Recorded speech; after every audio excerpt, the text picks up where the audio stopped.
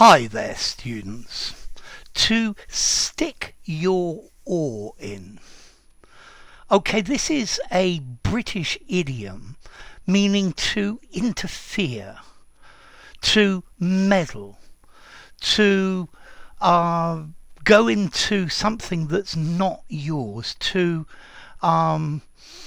get into other people's affairs, to comment. Notice it can be to stick your oar in, to put your oar in, to poke your oar in, or to shove your oar in. These are all putting movements.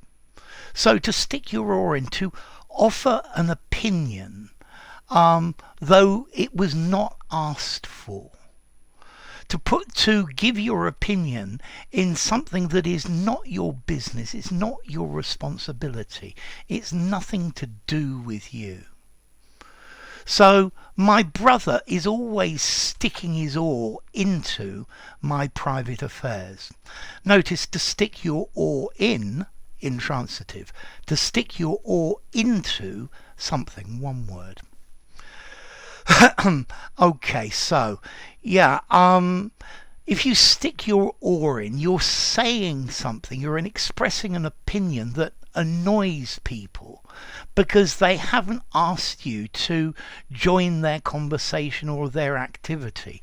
So you're giving unwanted advice, you're telling people how to do things when they haven't included you in the thing to start with. So, for example, nobody asked for your opinion. Stop sticking your oar in. Yeah, okay, to stick your oar in. The US is always sticking its oar into Latin American affairs. They're always meddling.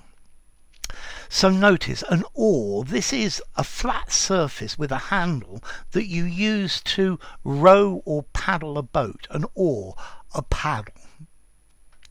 Okay, so people should not people should wait till their opinion or their ideas are asked for before sticking their oar in. If you're part of the group and you're part of the discussion, then you're just chipping in. But if you stick your oar in, this is where it's unwanted. The government should be let to make its own decision rather than having the press stick its oar in and try and manipulate public opinion. Yes, the nanny state is always sticking her oar into affairs that ought to be left up to us to decide what we're going to do. So to stick your oar in, to interfere, to meddle, to poke your nose in, to stick your nose in. Okay, and this is the idea of to stick your oar in. Let's see. If you use put or stick, this is irregular. Stick, stuck, stuck. He stuck his oar in and he has put his oar in.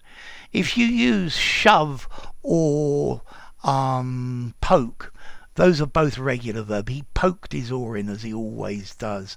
Yeah, he can't keep his opinions to himself. He's too fond of his own voice. He's always sticking his oar in where it's not wanted. And then, I guess, what about the origin? Well, I think the idea is I am rowing my boat with my oar, and I don't want you to start rowing in a different direction to the way I'm going. Yeah, I want to be the captain and decide in my own boat. Yeah, so don't stick your oar in. And that's the idea.